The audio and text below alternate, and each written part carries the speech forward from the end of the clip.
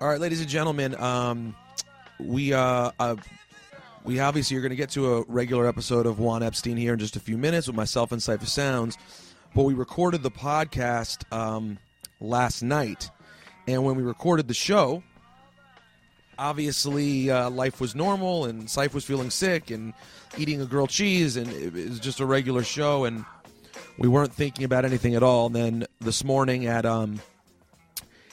5:30, when I woke up for the show, I saw a text message from Laura that said, "So sad, Phife passed away," and I was just in utter shock.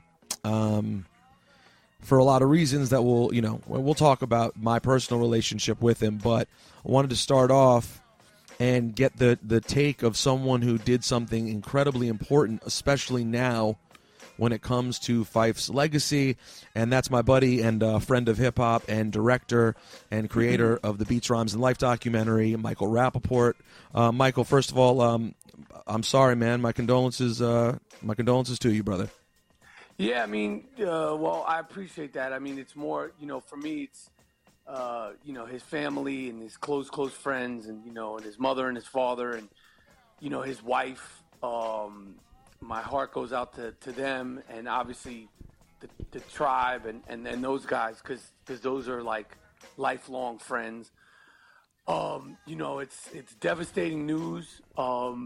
It's very upsetting, shocking, surprising. And he meant so much to so many people. I mean, first of all, as a person, he just was a sweetheart. He's the first one to tell you he was a little guy, but he was like a scrappy little guy, tough, but not a tough guy. Just as, he's like a New Yorker. Like he's like yes. Epitomizes like a New Yorker. He really did. Of course, you couldn't say, New York without saying Queens because, he'd be the first to be Queens yes. all day. And he just was, his sense of humor, passionate, and very a vulnerable guy.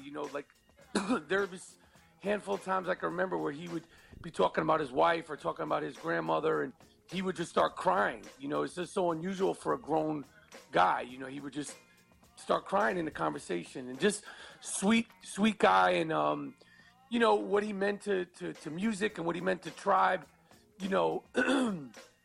His voice. The first thing I think about when I think about Phife is the MC is his voice. The first time we got introduced to him, where he first sort of made his impression was on "Can I Kick It?" And when he said, "Mr. Dinkins, would you please be my mayor?" It was like almost like the town crier. He had such a boyish quality in his voice, and that always remained. And then of course the emergence of Phife on Low End Theory with Butter and bugging out, with the yo microphone check. It was like, what is this? It became like a two-hander because he was just, he wasn't on People's Instinctive that much. And then he just continued with Midnight Marauders, and then the hits that they had off of the last two albums, Beats, Rhymes, and Life and Love Movement. I mean, he just was. He's so unique.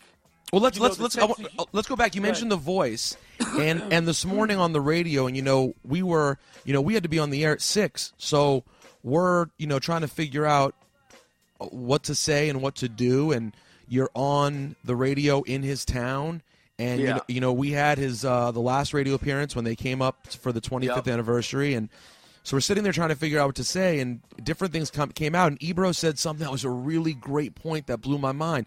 He said, no one started off a verse better than Phife.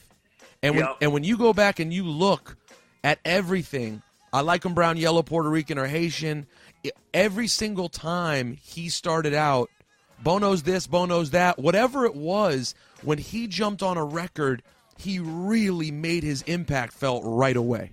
Yep, it's true. And that's a good point. Yeah, and obviously, like when you talk about starting, like probably like that yo microphone check went, but that yo, we did Beats, Rhymes, and Life. I mean, so many people had so many things to say about them, and I mean, we cut so much stuff out because it just, you had to. But one of the things that made it into the movie that people always bring up to me was Amir Questlove saying him equating when Phife said, "Yo, microphone check." We actually doubled it. We played it twice because to sort of accentuate the point. You know, he said, "Yo, microphone check 1 2 1 is this?" And then we cut with Pharrell going, "Yo," you know, like his response to it. I can't remember what it was. And then we played it again because it's such an iconic entrance to a song. Mm-hmm.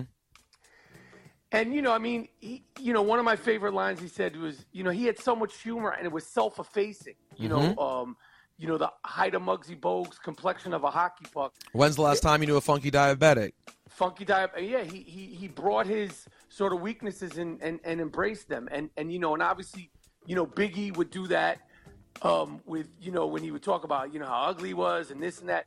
And Phife did it the same way. I mean, and, as much as he loved music and loved hip hop, and as much as he loved being Phife Dawg, he loved sports more than any person I ever knew. I agree. And you love sports. You're a guy who also is one of those guys who, in addition to your artistic endeavors, is passionate about sports. I mean, now I do music radio and sports radio now, and I still would say I've never met anyone who is more obsessively passionate about sports. Nobody. He would talk you into the ground, and he just loved it. And I mean, one of the funny things is, and I was thinking about him this morning, was we would be, doing interviews for the movie, and I'd be like, tell me about this tour, tell me about this sample on Midnight Marauders, and somehow or another he'd get on a tangent about Walter Payton, and I'd be like, yo, how are we talking about? Why are we talking about Marshall Faulk? I asked you about butter, like how are we on like Earl Campbell? Like he would just go off. And then finally we wind up putting it in the movie because, he was just like, my 10 favorite point guards, my 10 point guards from New York.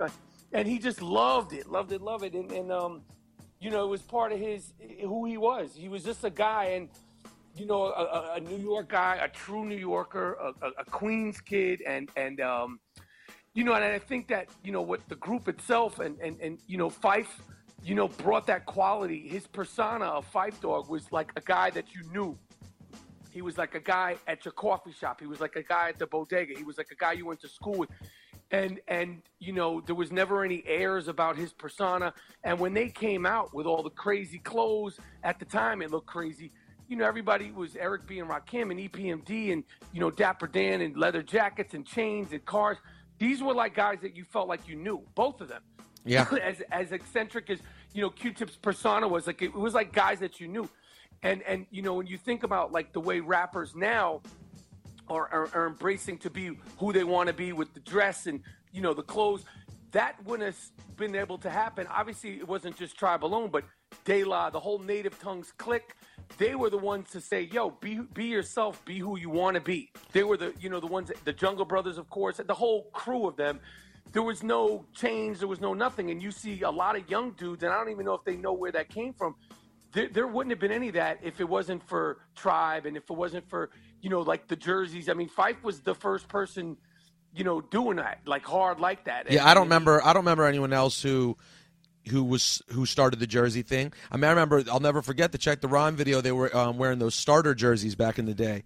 Yep. And then he was, he stayed on it forever. It was his passion for his forever. And, just recently around that People's Instinctive Travels, man, when he got to go do Sports Center with Scott Van Pelt, like I could tell that was one of the greatest moments of his life.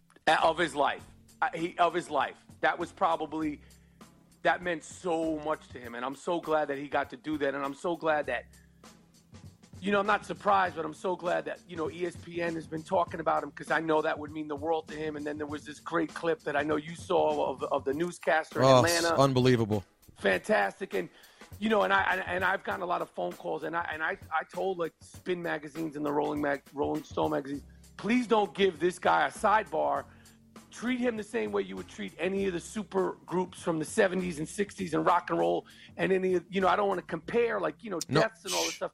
Treat him the same way because maybe whoever's in control doesn't know who and what he meant, but to us, and who are now the older people, the guys in our 30s and our 40s, and even in your 50s, he was every bit as important as anybody in the Rolling Stones, in Led Zeppelin. Well, they were. I mean, I tweeted that today. Tribe is our Led Zeppelin. You know, I mean, you know, for me personally, and I you may be the same. I mean, for me personally, they're more like my personal Beatles. Like, they're the best. No one could ever be them. But I think when you look at hip hop overall, I love the comparison of Led Zeppelin in that they're timeless and they weren't quite pop, and yet they were so hugely crossover and influential. And they're a group who, when your kid and your kids' kids are exploring music, and your son passes down to his kid classic music, the same breath that they hand them the Beatles and Led Zeppelin, you'll say, here's Low End Theory, here's Midnight Marauders. They're that important. Yep, and also, and when you talk about the kids and you talk about the guy on the Weather Channel doing the thing, you know, I'd bet that there's probably 5 curse words on the whole entire catalog. You know, and even when they're used to punch. It's never gratuitous. It's never blatant. It's, you know, they were perfect. You know, they're perfect. You know, you know, one of the crazy things that the response from Beat Drums and Life was, you know, obviously the Tribe fans loved it, and then there was new fans that were younger, and, you know, all that stuff. But I you know, people that you would never think would even listen to Tribe, you know, when they heard the music. My father, like, I remember when the movie came out, this little Jewish woman on the Upper East Side of Manhattan came over to me, and she's like, I didn't know anything about that group or that kind of music, but I went to see that movie because I read a review, and it was so good, and I enjoyed the music so much. And I was just like, of course you did. Because it's great music. It's great timeless. Music. It's timeless, and you know, and it's not offensive, and it's just terrible, you know. And you know, I hope that you guys, you know, continue to give him the respect that he deserves, you know, not just today and tomorrow, you know, like, and you know, the you know, it's like the sad thing is like we're getting older, and the you know, these guys, all of us, you know, the health becomes more of a factor, and it's just a real disappointment. It's really upsetting, and you know, like I said, you know, his family and his real friends, and obviously the Tribe and Ali Shaheed Muhammad and Q-Tip and Jarobi. I mean, you know, these guys are like, you know, in the one thing in the film, you know, they saw like tension. They were on top of all that. These guys were friends before there was music, and brothers, and I just can't imagine, you know, that kind of loss. Well, and that's the thing that I think I'm stuck on the most, and is how hard I know it must be for Tip.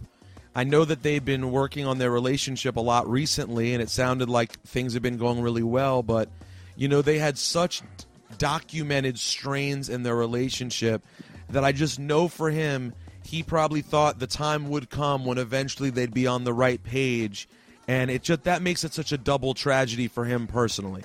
Yeah, I'm sure. And but, you know, the one thing about that movie and their stuff, and they would be the first to tell you, is there was always love before all the tension. And, you know, it's like when you're married to something that's bigger than you, you know, every single group goes through it, whether it's the Jackson 5, the Beatles, EPMD, or Tribe Called Quest. There's no shame in it. They didn't do anything crazy. It's just, you know, it happens. You grow apart, and, you know, the world and the fans like you and I and everyone else are, you know, we think that they're, in our eyes, they're married to this thing called the Tribe Called Quest. And in their eyes, it's not the way it is. And you know, and Sync broke up, the Jacksons broke up, and, you know, the Supremes broke up, and so did Tribe. So you know, there's no shame in it, and I just have such respect for those guys and what they did and how they did it. And was Phife excited? Like, was he I was around you guys somewhat during the Rock the Bells in 2008, I guess it was, but like, how willing a participant was he in the movie?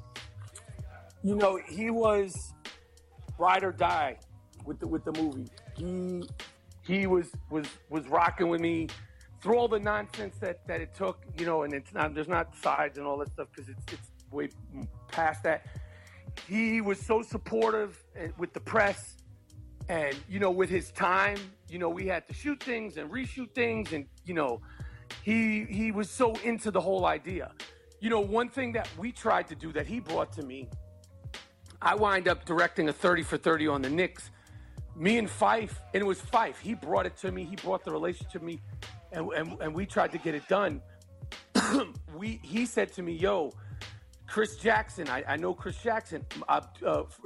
Mahmoud Abdul-Rauf. Yep. And I was like, yo, let's do it. He was like, yo, you think we could do it 30-30? I was like, yo, let's do it. So me and him flew down to Atlanta. We met with him, and it was a go. And then a couple of things didn't work out. But, like, I wanted to do that so bad, not just for myself, but I knew how much it meant to him. And unfortunately, we just couldn't get it done for whatever the reasons were. But it was like, you know, it was just, he just was a good dude. He just was a good dude, man, and just a nice person. Forget all the Phife stuff, and like, he just was a nice person from a nice family, with beautiful parents, sweet parents, and a wife that loved the crap out of him. He was just a good, sweet dude. You can hear it in his voice. That voice is who he is. That sort of boyish quality is. Well, that's the amazing thing. I was trying to explain this to my wife, who knows Tribe's music but is younger than us, and I was like, the craziest thing about Tribe is, yes, I've gotten to know them personally over the years, but even before, if I had never met them, if everything I thought about them was based on the vibe they gave you and the music and the performance and everything you'd seen, you already know who Jarobi, Ali, Phife, and Tip are. That's who they are. You know these guys. You know that Tip is the abstract, and he's like kind of a ladies' man, and he's an artist, and he can be kind of weird and difficult and complicated. And you know Phife isn't having it, and he's a Queens kid, and he loves sports, and he loves girls, and he might be loud and talking a lot and always wanting to have an argument. You know Jarobi's the fun, party, happy-go-lucky, just good vibes. And you know Ali is that backbone and that quality, just omnipresent, great human being baseline. You can sense that. You don't need to know them. Yes, they all turn out to be that, but did you find that as well, that they were exactly what you always thought they were as a fan? Absolutely, 100%. I agree with you with that 100%. They were exactly, they were exactly who they said they were on the songs. There was no, there was no separation, and I think that's what made them so. You could feel them. You felt like you could touch them, and you felt like you knew them. You knew them, and you related to them. And there was an honesty and an inclusiveness in their music, and it was Afrocentric, and it was black, and it was soulful, and it was funky, but there was an inclusiveness for everybody.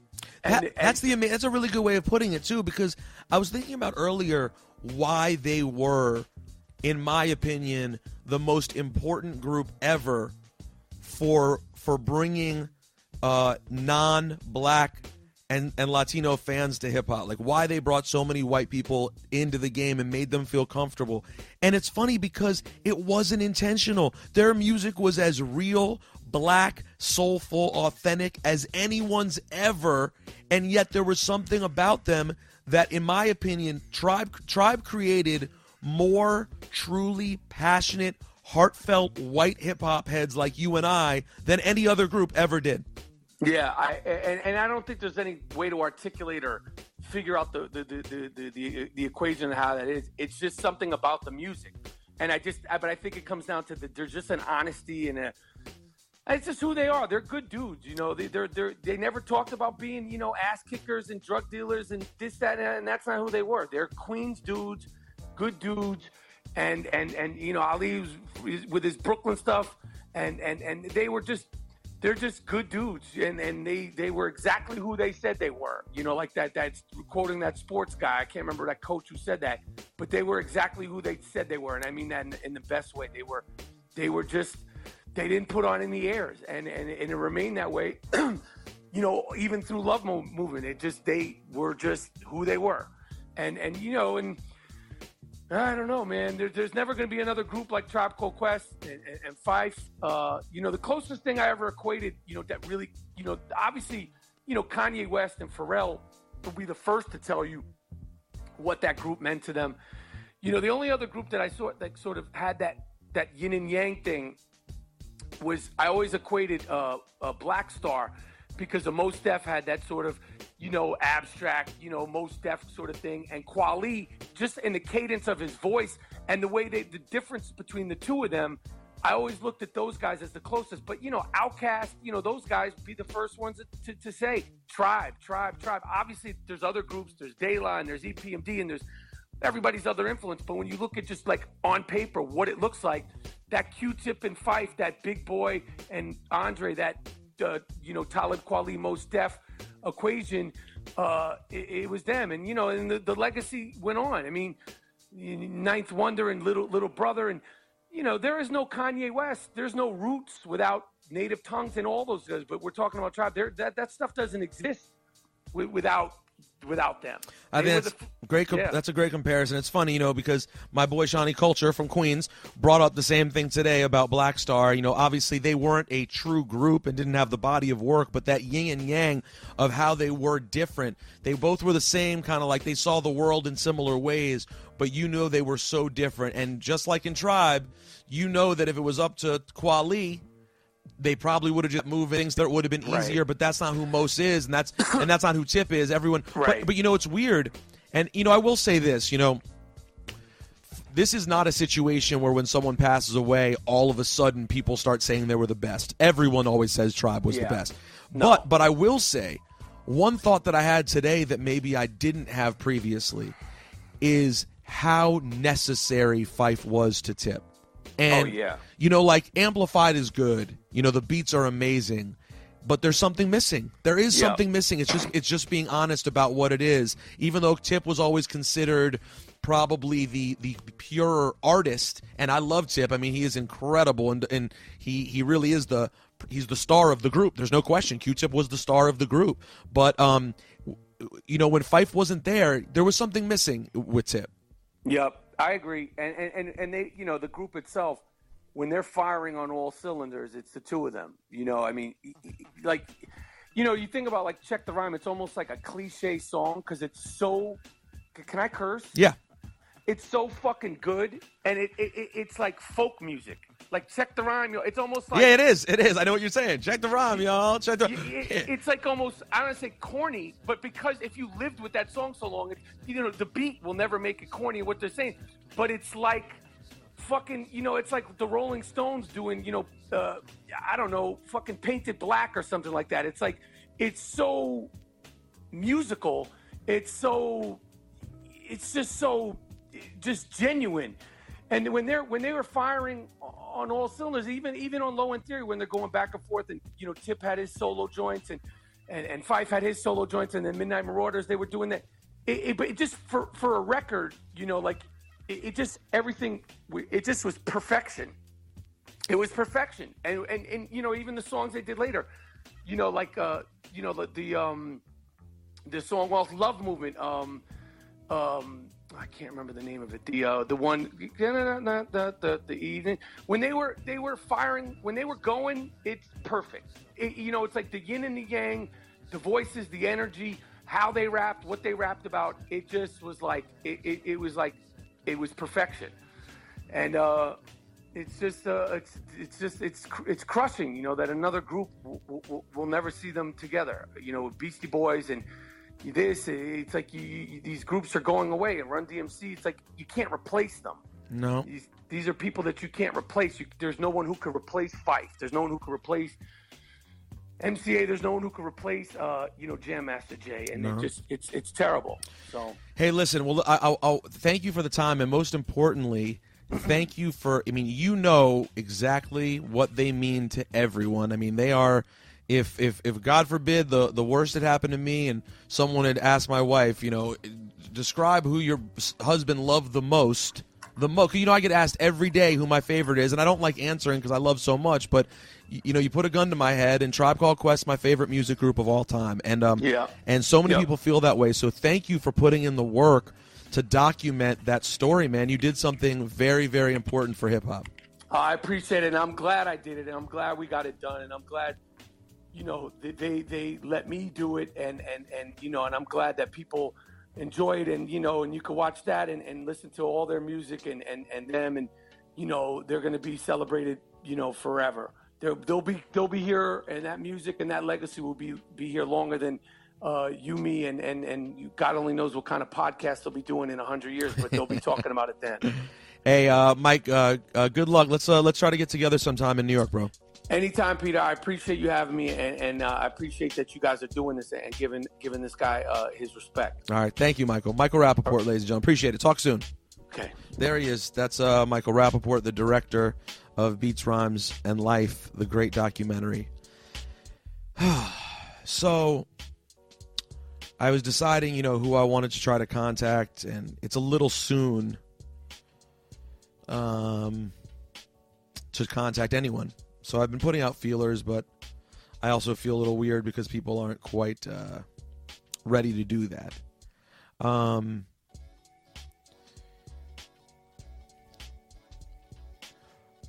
I have so many stories with Phife, going back to, falling in love with the music, and I think I identify with Phife the most. The sports guy. That was me as a kid. He was who I loved Tip. I mean, Tip was probably my favorite as a rapper, maybe, but Phife was the guy I identified with. And there's a line in After Hours, which I'll play, where he talks about Phife like being loud. And I mean, that's my favorite. It's arguably my favorite Tribe song. And it's funny because it's one that a lot of people go, what's After Hours? Because it's an album cut from the first album. And a lot of people don't like to admit it, but a lot of people slept on the first album, which is okay. It's probably the one I've listened to the least too.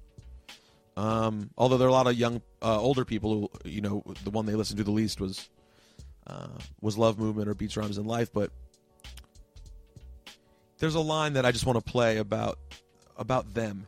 And After Hours to me feels, I've always loved it because it creates an amazing feeling.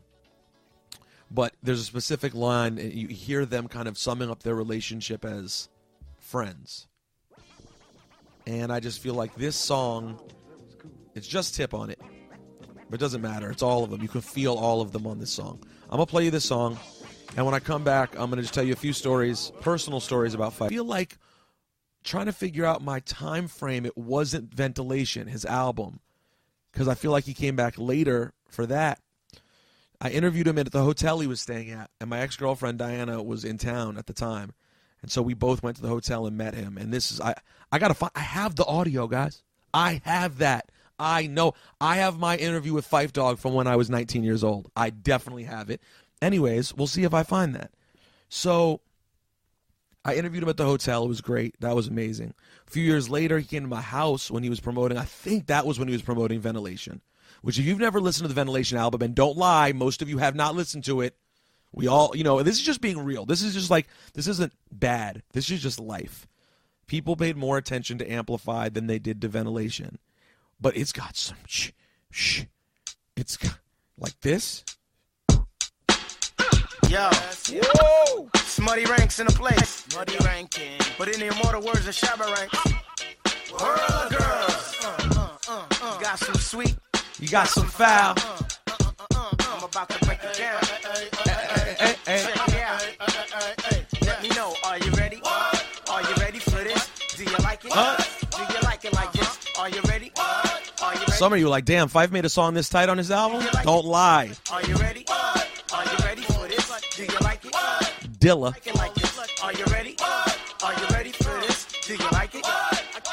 Yo, as I cruise through this ATL town, my eyes brown, chillin', freshly dipped when I get down. Yorubi, tell 'em about the puppy named Mutty. Black lifestyles galore in case a chick wanna hump me. I'm rough with mines. Tell me who's rougher making honeys express they self like salt and pepper. Not saying that sex makes everything better, but if all I don't know what to do right now. That tail. Now watch out now. Damn, look at your trunk. We can take it to the rest right now and get it drunk. Sing, shorty, swing it my way. It's only right. Turn my door, now walking in and see the real side of life. The Phife. I'm on some Sean Life tonight. On some 5 foot freak, but I don't eat shit. But if you act right and you ain't about games, then my screwing can be longer than his last name. Now tell me something good. Album had Dilla, had High Tech. Mad lame, mad lame. Mad lame. Mad lame. Mad lame. 3 humps in her mouth, this mad lame. When it comes to skins, ain't no shame on my game. Money orders you to Bend over. You can't live with them, you just can't live with them. So don't waste my time, just bend over. All right, and I'll save you the later stories of me and Tribe and Phife and getting to know him in the later years. We'll save that for Juan Ep next week. But I wanted to put this up and give everyone something before Juan Epstein this week, and hopefully you at least got to feel cathartic at least. But Phife, we love you, and God bless his family and the whole tribe. And here's this week's Juan Epstein. So now you can laugh a little bit because I assure you this is a stupid and funny episode of Juan Ep. Hey, this special Juan Epstein is brought to you by our friends at Bevel. Head over to Bevel right now and get the first month free with the code JuanEpFree. All right, the first 200 people that use the code JuanEpFree are going to get hooked up with an amazing deal from Bevel, our friends at Bevel. So get Bevel.com. Good morning. Good afternoon. Good evening. And good night. And a special weird from my guest bedroom edition. Yeah. How do you feel about it? I don't like it. I don't like any of this. I don't like coming this far uptown. No. I don't like being in people's houses. No, you don't do that at all. Well, Phife, do you like wrong side of the microphone already? Where is it? Is it here? There you go. Oh, Laura's here, by the way. Do you like hanging out with us? With me? I haven't seen you in such a long time. I used to like hanging out with you, but I have issues with you lately. So. Still? Now he has new issues. I mean, we're sitting in Rosenberg's bedroom, guest bedroom. I'm eating prunes, and he's eating grilled cheese. I mean, I like the hip-hop-ness of this room. It's pretty cool. Got a De La Soul is Dead album on the wall. That's an original. Got Bismarcky, something for the Radio 45. Do you see my Howard Stern reel up behind you back there? I've seen that before, yeah. Okay, it's tight. That's tight. Turntables set up on it's the right IKEA aesthetic. shelves. It's the aesthetic of hip-hop. The shelves are too low. The turntables are too low, though. Yeah, I know. You rock them that low? No, I'd prefer a little higher. Yeah. So when I move, I am going to have our engineer Hot 97 build me a proper studio. Nice. So every time I want to do something like this, I can just go flip a switch on and hit record, as opposed to having to build a repug makeshift studio. Yeah, but whatever. I mean, it'll work. It gets the job done, but still. Now, we have a lot, considering it's a random us just sitting in the house Juan Ep, I literally, there's a lot to get to, I feel like, because I feel like you came back, and also you are a little under the weather, correct? Yeah. So you're going to have to re-clean this mic or something. Or you're going to have to clean this mic for the first time in 5 years. Yeah. Now, but you seemed very excited about going to... So I don't think he's not going to eat his sandwich. I'm going to eat my sandwich. Yeah, hold on. He's got it. Here we go. Yo, he has this delicious grilled cheese as he pulls it Looks apart. Like it's like marble bread. And the strings of cheese just drip down. It's a jalapeno jack. How much does it make you respect my new co-host, Michael K? That the other day we did a bit on our show with our biggest fat moves we've ever done in our life, which is a fun game to play here too, actually.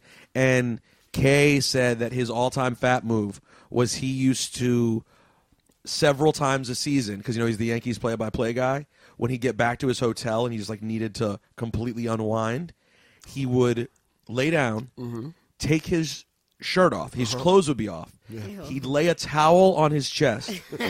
He'd slide an entire pizza from the box onto the towel and just lay in bed eating a pizza. Damn. I was like that. I was like, yo, I thought mine was going to win because I've had 4 7-layer burritos in one sitting. Oh, my God. That is hilarious. Is that and the weirdest thing is, Ciph, don't die. Ciph was in the middle of being fat as he learned it. But no, and the thing is, the odd thing is, this is what makes me so fat. I could relate. I got it. Yeah, I get it. Because the baseball thing, sometimes you're on the road, you're all wound up. And when you get back to your room, you just want to, you need a drink?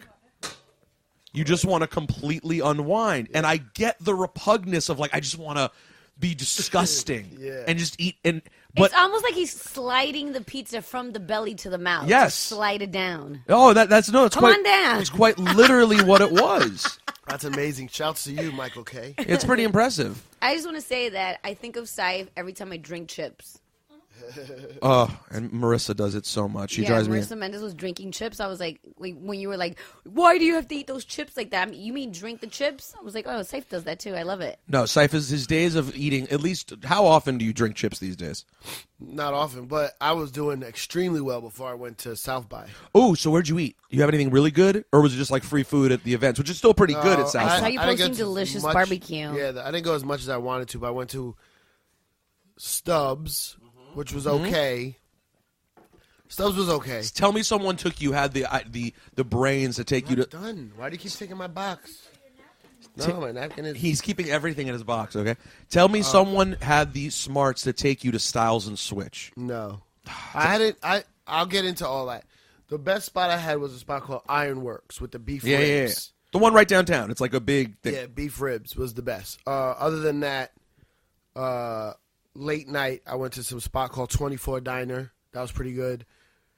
Had like one of those the donuts, Gordo's donuts. Oh, I never had that. Yeah, it was pretty good. But other than that, what's so amazing about these donuts? they're just like crazy different flavors and stuff. I had like a strawberry shortcake one, like cream cheese filled one. Oh, I'll die. Yeah. Cream cheese, anything I love. But it wasn't that great of a food trip because I was so busy. Now, I got to tell you, South by, I only try to do one solid meal. Like, you can try to be like, this is going to be my meal. Otherwise, if you're going to everything, did you happen to see Khaled when you were there? Yeah, I saw Khaled. You did? Mm-hmm. How was the interaction? Fine. Same as always? Yeah, no, it was good. How's vegan life for him? Because I hear that's what he's doing. Is he? Yeah. No, but that's the thing about Ciph that's interesting. Ciph is not down with, not anti, but doesn't know shit about his whole No, I don't know anything about his Snapchat shit. Oh, yeah. So, like, him becoming a superstar is only something Ciph's heard about, right? Yeah. So, did he? But again, he basically is still the exact same. Yeah, I mean, he gave me a big shout out on Nardwar. Ooh. Really? I ran into Nardwar. He's a huge fan of One Up. I know, he is. Wow. I want to have him do it, but he never comes to New York. Never. Yeah, he kind of like dodged my question when I was asking him about that. He won't come. He's been doing a show on New Jersey radio for like 25 years, but he never comes here. So I was thinking the next few weeks, though. So he goes to Jersey, but he doesn't come No. here? He sends it in. Okay. But he never comes to the station. Where's he from? Where in Canada? Vancouver. Oh. So, but I was thinking we should just get him on FaceTime. Yeah. And do it. It was pretty dope. So wait, what was the shout out? But actually, you know what? Don't even tell me. Actually, you can tell me. I'm gonna watch the whole thing tonight, though, because I heard. No, it was just like he was talking, and I don't know. I didn't hear how it got set up, but he was like, "Ciph, how long we known each other? Like 15, right? 15." Oh, you were there. Yeah. Why were you there at the same time? It was at the Mass Appeal event. And Nardwar was set up there. Yeah, it was after the event, after he and Nas performed, and I was hosting the whole thing, and then like I went because I was getting something for Khaled for this MTV show I'm working on. So He talks about the show. The show's not, for the Juan Ep listeners. They know he's working on Joking Off season 2, season 2, season 3. three. So I got a drop on MTV regular now, not MTV adjacent. That's pretty big. Yeah, so I was getting a drop, so I was waiting for Nardwar to be done. It was cool. Nardwar's great. But I didn't. You didn't warn me about South by, yo. How could I?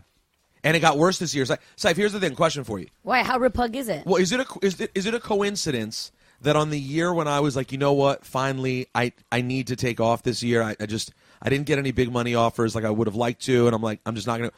In that year, and I also felt it was done. Is it coincidence that this year, Ciph went for the first time, Ebro went for the first time, Caroline, who's my friend who's coming by in a little bit, who Ciph you've met before, British chick, she was telling me today, everyone from the UK went for the first time. Charlie Sloth, Mr. Jam. Yeah. That's your friend? Mm-hmm. Yeah. I was with her all day today. I know her from my last trip from my first trip to the UK. I met her when Sarah Harrison came here with her. And that's, you know what? We hung out at the same time. Yeah. Although I don't connect them in my head, I hung out with them at the same time. Yeah. But she was saying literally Sarah went to, you saw Sarah, said South by. All these Brits that we know were all at South by this year. Yeah, so Mr. anyways, Jam. so what was it? So what was the South by experience for Cipha Sounds? It was horrible. I mean, no, sorry. I'm saying that the wrong way. I was extremely busy. I got absolutely no rest. I came back exhausted because I got one gig, Mass Appeal, which was amazing. Khaled, Nas, I saw it. So many different things. I don't even remember who performed. The Live at the Barbecue joint they did. Live at Yeah, the that's- right. that's Large what I saw Professor, you at. Green Wasn't it Lantern Austin DJing. Music Hall this year? Yeah. It's so crazy. You literally lived my life this year. Yeah. I saw you bouncing around with Bodega Bams too on stage somewhere. Yeah, I brought Bodega Bams out a bunch of times. Yeah, so Dave East, Boldy James, Fam Lay is managing some girl that she signed to Pharrell. Bia. Yeah, Bia. She was there. She was pretty Perico dope. Princess. Yeah, Perico Princess. The word Leo perico Gotti. seems so dated to me. It's cocaine. I know, but like, wasn't the word perico being used, thrown around in the late '90s, everywhere? She looks like she got a little history. Probably like her In the game. family. Her family was in the history in the game. So anyway, a bunch of family was it was good seeing him. Oh, that's your good friend, right? Pusha T. Anyway, so yeah, all these people performed, and I got booked for that. That's the only thing I got booked for, that one night. And then once I said, hey, I'm going to be in Austin for Mass Appeal, blah, blah, Live at the Barbecue, all these other things came in. Right, because everyone needs I hosted those. a Def Jam night, Cinematic, Joey Badass show, Monster Energy Drink. They had like a house that they did something every night. And then I was there. Then I did some fader stuff in the beginning of the week before it even got to music. It was still like The interactive, end of interactive, right? Yeah. So like I was hosting these events, and they were like, you know me, I go early. Like one night we had so much technical difficulties, so I go early for sound check and set everything up. Cause I swear to God, I don't know how they work. If I wasn't there, Life. It's every show I ever do. Yeah. It's the same thing. if I wasn't there to like, You'd be like, what? fix the turntable and be like, yo, you have the DJs of every artist coming up. You got to make sure this is set up here, make this here, have a SL4 so that 2 laptops could plug in or whatever. Like, I don't understand how they would run. I guess it goes fine because it's not like the first time ever, but I was like running this shit, like You run the stage show. managing. Yeah, and for that was, by the way, that's all part of the reason I wasn't that excited about going, because it's a handful. Like, you're not just walking up on stage and grabbing the mic usually. Nah. If you want it to be good, because the problem with being a host is, if it's not good, you're the asshole. Yeah. You're the one on stage who looks like a dick. Yeah. More than anyone And else. I want it to go right. You know what I'm saying? I want it to be right, look good. So and then the shows go like they start at like 7, they go to like 2. Oh my God, I would have died. Yo, it's Oh, crazy. God. I thought it was be like 7, it's over at 11. Right. They got all these acts. I'm like, first of all, why do you need all these acts? I know. They overdo it every time. They overdo it. And then Every it's like, time. it's not just the acts performing, it's like guest appearances or people that pop up. I spoke to my homegirl Naomi that she's at Fader, and she told me Yeah. she was like, it was like the same acts everywhere. Yeah, everybody Same was thing. bouncing A lot of that, Same yeah. thing, over and over and over again. But The yeah, goal so- is to have the best combination of all the same acts who are basically playing everywhere anyway. Yeah. So you're going to see everyone you want almost if you just time it right or whatever. But anyway, so yeah, it was cool though. So then, yeah, Def Jam was dope. Designer, BB Borelli, Pusher. How was this designer fellow? He was cool. He was dope.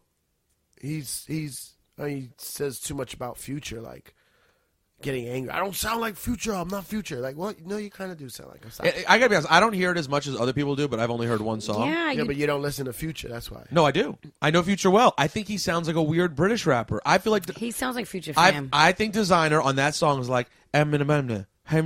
He sounds British to me. He doesn't sound like Future. I don't know why. Sometimes you just don't hear. Yeah, I know. I hear that everyone gets it, so I believe everyone. But when I hear that song, I just think, who's this fake British rapper? It's very strange. when we first No when disrespect. Cast One first played it for us, I was like, the first thing he said, "It sounds just like Future." What are you talking about? For the We got record, into an everything argument. sounds like fucking Future. No, but Well, no, this- he this- sounds like I know, but it's at the point now. People try to copy Future, But Ebro this guy said, sounds. "Oh, like like his voice quality." Yeah. But Ebro was saying that every single 80% of the things he saw at South by were people going, and like, I'm not trying to be that guy. I can Yeah, like but it if it's different. good. Future style and a Future You're saying voice. I know, but I'm moving now to the style though. Yeah. It's out of control. Yeah, it's not a Like, for you to come out now and be like, yo, this is my shit, and you play it, and you're doing the in-between singy rap, auto-tune, Yeah. Travis Scott, Kanye, Future, you look insane to me now. Like, that now it's like, you're not, this... It's so overboard. I remember this publicist that I know was telling me how like in reggaeton now they're calling it they're calling it trap reggaeton, and they sound like Future. Like, how do you say? By the way, you were the head A&R of La Rock La Familia. La Rock La Familia. And how did you say reggaeton when you were talking about it? Reggaeton. A reggaeton. So I was like, oh, listen. So I was like, I got a great idea for the reggaeton. I'm like, aren't you Spanish? She's like, hey, whatever, listen. For the reggaeton. Yeah, Nori came in. We had Nori in today, and he was talking about how, shout out to Nori, by the way, who's starting a podcast. Or he already started a podcast. I met the guy he does it with, DJ EFN. EFN, yes. Yeah, cool guy. He's a good, nice guy. So he said that one of his biggest records of all time was Oye mi canto. Oye Canto. Oye mi canto. Oye mi canto. Oye mi canto. Oye mi canto. Oye mi canto. Oh, I learned some Spanish today. You Oh, did good what for you you. learned. Here we go. Yes. This is big. Oh, Spanish alert. Special. Spanish alert. Special should be a Spanish speaker, Spanish speaking alert. And he's asking Special Gabby. Spanish alert. He's asking the whitest chick on earth. Puedes. No offense. Tú eres. Puedes. Okay. You can, or can you? Depending what you say next. Traer. Uh-huh. El. Uh-huh. Escalade. Can you bring the Escalade? Negro. Can you bring the black Escalade? En 16. Can you bring the black Escalade in 16? Yeah. That's how I call to get my car out of the parking lot. This is big. This is How honestly. long does it take you to say this? Well, I just learned it today, and obviously I already forgot it. Is Gabby teaching you? She told me that, yeah. Gabby, do you even speak Spanish? No. Fluent? Are you It's the Spaniard? first language. Oh, I didn't. I forgot she was a Spaniard. Where's your family from? Spain. Oh, I thought you were a good old white girl. She's Cubana y Boricua. Wait, you're full Spanish both sides? Wow, that's shocking information. You didn't know that? I didn't know that. By the way, in my brain, you're white and it's never changing.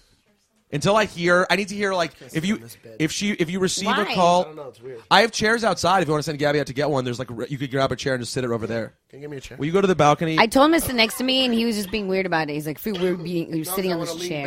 back. I can't lean back. No, by the way, this is gonna go. We're gonna move. We're gonna move to the new place with this trundle bed, but soon come after that, we're getting rid of it. And I want I'm to. sitting on the bed. But I heard getting a good couch. I heard getting a really quality pull-out couch that's like a comfortable thing to sleep on. You're talking about like thousands of dollars. Yeah, you got it. And this is memory foam. This is quality. Hip Hop Mike hooked this up. Hey, Ciph, do you want to talk about how old we are? Because both of our assistants are on the air, and Hip Hop Mike hosted events all weekend long at South by. I saw that and he was I'm on just- fire. And I'm just home. I'm just sitting in the house. Yeah. So yeah, but I didn't know it was like that, yo. You said, can you so- talk consistently? You're up and down, and it's confusing. What do you mean? Like, stay at the same loudness. Sorry. It's all I'm right. trying. I got a wrestling chair. So yeah, so I Do you went. do you see any and it was weird like- walk of shames at South by? It's too crowded to see anything. Chair sucks. Does it? You are so tough to please. I have the good chair, by the way. Because I heard some girls talking about walk of shames at South by. I didn't see. I didn't even stay downtown. I stayed a little bit out of downtown. So I had a car and I had to like drive every night back to my hotel. And I was so tired, yo. You know, it's a real benefit of you, by the way, being sober at all times. Where did you park, though, when you went downtown? Parking was easy, yo. I Really? don't know what yeah, looked just like it was take a a lot. nightmare. $20 lots. Oh, that's it? Yeah, Not a big deal. No, But by the way, no one's driving, so that's the thing. it was crazy people driving. No, but I mean, most of the people we know don't drive. So if you're like, for me to take a guess at what it's like parking, I would have no idea. I've never driven. Oh, yeah, I know how to find spots. Parking wasn't bad. It was just whatever. but it was slow But driving. that's the thing, though. Like, if you're bouncing around, I wasn't bouncing. I thought I'd go You're host so something. loud. You're now screaming at the top of your lungs. Because there's no mic stand. I got to move the mic like this. Yeah. I'm trying to rest no. this mic on my boobs right now. All right, there figure you it go. out. Ciph, rest it on your Okay. boobs. So I would go park, and I thought I'd be like, okay, I'll host this show. Once it's done, I'll go jump to some other show. I'll take an Uber or whatever. And I never left. I never left these shows. They were mad long. Yeah, they would go all night. These I know, marathon I shows was you dumb hosted. tired at the end. Ciph, literally, what you are, it's just so, I gotta tell you, it's actually like weird, because you literally got to, how often does someone do something, and then a friend comes back and is like, yo, you know that thing you've done? I literally had your exact Yeah. life. So weird. Can, One you, show can to you admit that you had a little bit of FOMO? I did. Seeing all the smidge. seeing all the A places, smidge. seeing all the places I know, and all the same people I usually see. Yeah. And then, but at the same time, it was restful. And then when I went to Oklahoma City, I went to like something that was so low key and easy. And I hosted an event for Kevin Durant. It was super low key and easy. I went record shopping. Yeah. Like, I don't get time to do any of that at South by. That sounds dope. Yeah. And the hard part is it's all work and it's almost no money. And how many fucking CDs and jump drives did you get? Oh, yeah, so many. I mean, jump drives I don't mind because I'm erasing your shit and putting my shit on. But you always will listen first. Yeah, of course. Yeah. Everyone. Yeah, listen to all that shit.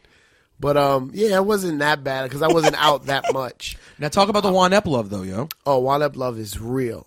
Juan Ep love. Yo, I did one show. I did the cinematic, right? So Pro Era, all the Pro Era guys. The kid Denzel Curry, dope. I brought Bodega Bams out, murdered it. Yep. And who else performed there? Does Ola still have that mustard weird hair? Yeah. And mustard on the hair, huh? So mustard weird. on the hair, yo. And 2 bands that are signed to Cinematic, they performed. It was cool. And there was one point, there was Juan Ep fans in the crowd, and they were screaming something about the weather. They were like, I forget what they were saying, but like, talk about the weather, talk about the weather, talk about the weather. Wait, because of generic talk? Yeah, like no small talk. No small talk? They were trying to... It was fucking hilarious. It was awesome, yo. So how many of the people you hear from at an event like South by talk to you about Juan Ep? A lot. It was a lot. Like in the street. A high percentage? Yeah. A lot. Did you enjoy getting back to like kind of the underground vibes? Yeah. Yeah, it was nice. I saw like a lot of cool newer artists, some people I didn't really know. I was gonna say your like career's in a weird, interesting place of like in between, but then I realized it's not. I feel like you have been more in touch with the underground side since you left the station.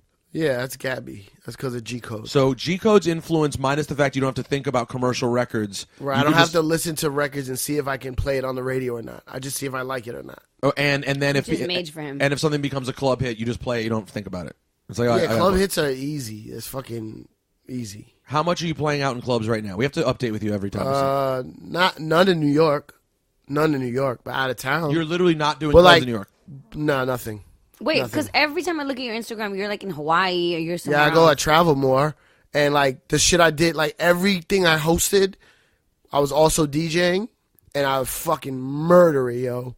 People were like, holy shit.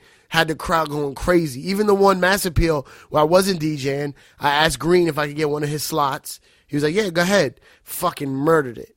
Oh, you're a good DJ. Murdered it. But like I think I really like doing show DJing now. Like where it's not like a party. After the title of concert, he got the bug.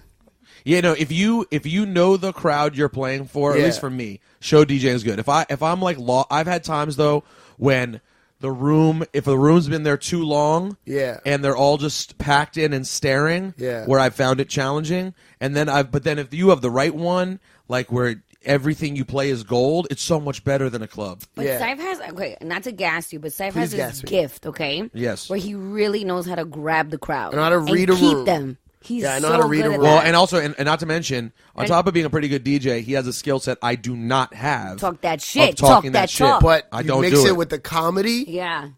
Like this is how I did the cinematic event, right?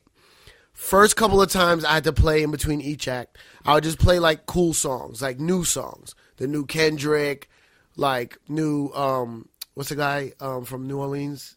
Chill, the guy with the lisp. Currency. New Currency, stuff like that. And I was just playing all that Kanye album cuts. There you go. And I'm cracking jokes. Pointing to one, I always find one guy. You're a fucking hater. I know it. I can see it in your face. This guy's a hater. He's a hater. Say hater. It laughs. Everybody's laughing. They know it's a joke, right?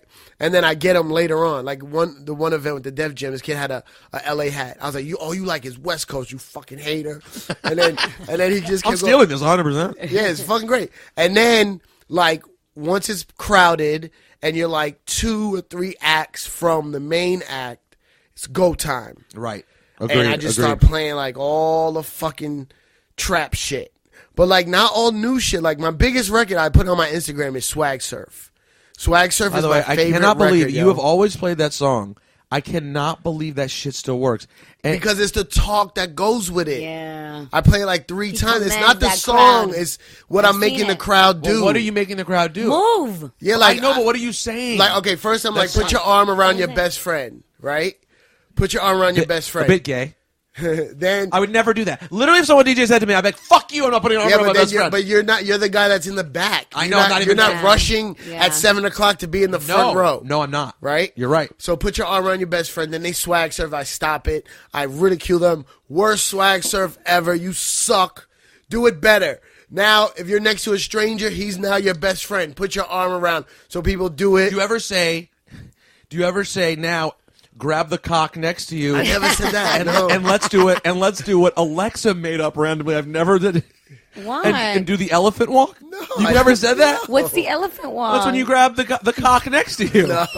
I don't know why it's so funny, but it's like, yeah. Well, I don't know if you have to walk, but it's like, I guess the trunk is grabbing the cock. I'm not sure. I don't know, but it's an elephant walk. It's when you grab the cock right next to you. That's You never well, try it. Try it in the next show. I'll try it. I'll try All it. right. I mean, don't think you're better than trying. No, I'll definitely try. Yo, y'all down with the elephant walk? Well, but actually, could that work? If you said, "Are y'all?" Hold on, at not at a black show, at a nerdy pro era show. God. If you made the joke and you were like, "Yo, now y'all down with the elephant walk?" If you're down with the elephant walk, make some motherfucking noise. And you got them excited. Said, "All right, how you do this is you reach down next to you and grab the cock of the guy next to you." Would people laugh? Do you think it would work? No, I don't think so. No, why does no one want my cock jokes anywhere? In no public setting can you do cock jokes? I don't like this. Not hip hop. What kind of world do we live in? Maybe at like a house. Like I a house Why I don't want them to thoroughly really enjoy do your it? cock jokes. Thank you. I don't understand. Right.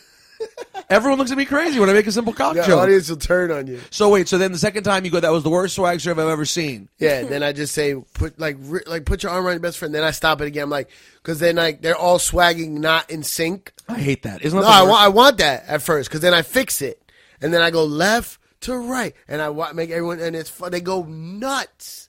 Shipes was like Johnny Shipes, who's Joey Joey Badass, manager, is the owner of Cinematic. He was like, "Yo, you're a fucking animal up there." He thought I was just gonna be like, "Hey, next up, give it up for CJ Fly," like I was like going fucking bananas. He was like, "Yo, you're fucking crazy." That is It's like that's what I do, but how do I make that a living? Like, how do I become a concert hype man? You know what I'm saying? Like, what is that? I'm thinking. Hold on. I'm know. gonna figure it out right now. But you know what's crazy? Is Everyone that be some quiet. I people- got to figure out his life right now. Oh God. No, but I really do want to think about it. Can you go get Caroline, please? You're probably still thinking about elephant walks. Can you go get Caroline? You. Oh yeah. Because she doesn't know Caroline. If they're calling up the dial box right now, push the bottom right button and say it's okay, and then tell Bear to shut up. Sorry, guys. Sorry, that's Bear. Bear doesn't fuck around when people come to the door. He'll bite your motherfucking ass. Hey, Bear, come here. Hear that? So, Cipha, you're gonna like one record I got. Now, hold on. Since Bear's in the middle, Kinda like what? you're gonna like this one record I bought this week. Now, hold on, Cipha. Let's see if you can fuck with this. My turntables are set up. I got a 45 on here. I got to own it right now. This is a reissue, not the original, okay? So no judgment zone. Cipha, let's see if you can cut on this. You've never even cut 45s, really, have you? Hold on. I mean, reggae records. Not really. But you didn't cut them. Here we go. So, Cipha, when you hear this coming through your... Impeach the president. Can you hit that? You know what I mean. Maybe. You know what I mean. Can I try? Yeah, of course. That's what I'm asking you to do, fuckface. I think you can do it. Shut up, G-Code. Stop being so positive. It's about catching that, ladies and gentlemen, of course. Ladies and gentlemen. I think it's the other hand. Switch. Yeah, that turntable might try it. It's been acting weird, though. I'm not going to lie. It's the other hand. What does that mean, you pussy? You gotta scratch with your left. Why do you have to scratch with your left? No, you have to scratch with your left. It's not playing. Keep going. You have to make sure the thing's on the right thing. That needle's weird, though. I don't know what's the right one. Damn it. Damn it to heck. I mean, I could try it.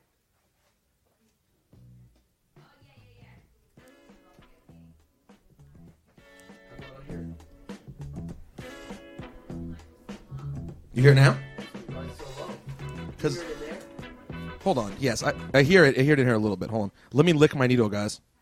By the way, I've destroyed my turntables with this. Have you taught G-Code about licking needles? No. That's a lesson she hasn't gotten yet? All right, here you go, Ciph. Here we go. All right, Ciph. All right, guys, you can't have a conversation. We're doing a podcast. It's kind of serious. What are you guys doing? Ciph's about to cut the impeach the president on 45.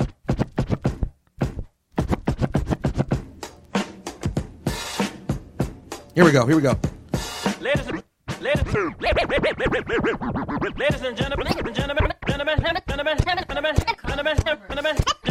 That was pretty good to start out. That's right.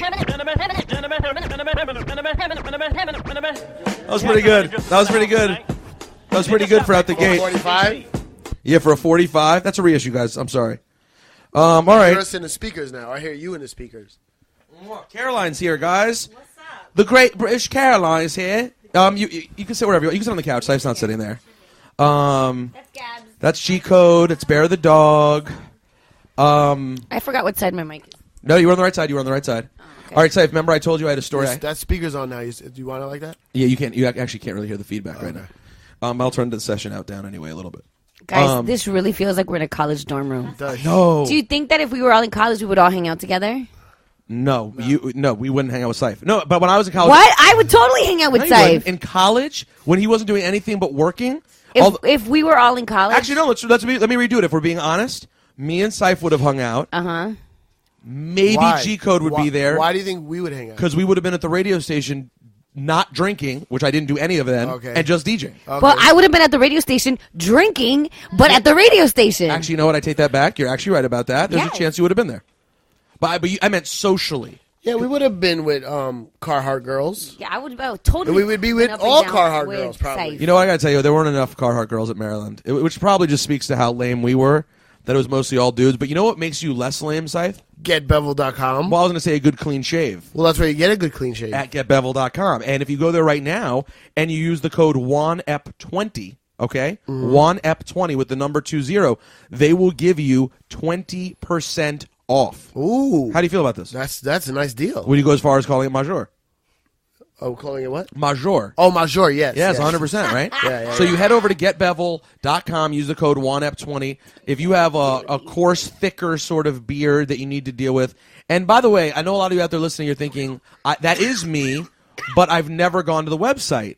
But then you're not supporting Juan Epstein. And I know for a fact only like 10 people still give to our Patreon, who we love those people very much. Yeah. And that's why we answered those questions last week. But if you're one of those people who says, I want to support and I need a razor, well, then let's be smart and let's go to getbevel.com right now. See, they gave us this code WANEP20, Ciph. It's a new code, so they want to see that people are actually using the code. Yeah. So you can't just hear us do the ads. Do you have any women's razors at Get Bevel? Well, you know what we're going to do? What? We're going to reach out to Bevel, and we're going to find out. What do you mean? You could take a bevel razor and use it for your coarse rough legs. Laura, because we can imagine what you're dealing with. No, oh, my God. I used to, but now I got... coarse, rough, repug hair of the scent. I got laser hair removal. I have no hair on my legs. Well, then you're not really a good candidate, are you? Gone. Anyways, go to getbevel.com and use the code WANEP20. But the old furry me would have loved one. Furry Laura, which is quite a thing to imagine.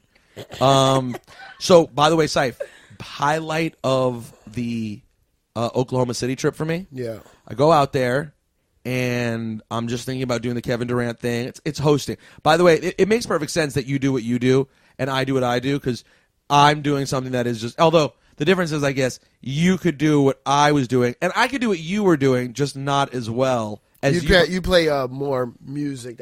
You have a more selection of music, though, I think. What, wider? Wider selection. Yes, yeah. My wedding skills have gotten good. Like, I can do any crowd. But anyways, I appreciate that. But thanks for feeling sorry for me. But no, I'm good at hosting like the corporate-y shit, right? Yeah. I don't know if you know this, Ciph. Little known fact. I'm white. Yeah. And I can turn it on. Fake white. I'm fake white. You're well, fake I white. can turn it on like that. When he gets extra white, I'm like, whoo! When I turn that white on. But when I get called out, like today when Nori says, have you seen Beer Fest? And I'm like, no. He's like, you're not white. Nori said he was gonna remove one of his white stripes. Oh, no. Yeah, it's true. Nori does know white people very well. So I'm going to do this event. I'm just thinking about hosting it, and it's literally the best kind of gig. They did a really good job. How much do you love when you go to an event like this? And when you get there, you look at the program and you see you talk like 3 times. Yeah, right. I was like, oh my God, you guys are paying me a lot of money to come out here. Literally, that's no. And when you're young and you first are hosting, you want to get on stage 50 times. Yeah. And then as you get older, you realize I want to go out as few times as possible. Enjoy some of this delicious food. Well, that is what I'm going to say, Fat. So I was going to say, because you want people to appreciate you and be excited as opposed to being bored of seeing your ugly face. Oh. But yes, no, appreciate the food as well, 100%. It was at Katie's restaurant, which is delicious Southern cuisine. Yeah. But I was like, oh, this program's so light. It was like a fundraiser or something? Yeah, fundraiser for the Kevin Durant Charity Foundation. And then I talked a few times, and then at the end, introduced tonight's musical guest, Roy Ayers. Ooh. So I sat at a table 6 feet with no one in front of me watching Roy Ayers play Vibes. Whole band? Whole band. Wow. Everybody loves the sunshine. We live in Brooklyn. Searching. He did all those songs? Oh, he did all the hip-hop joints. He does all the hip-hop joints.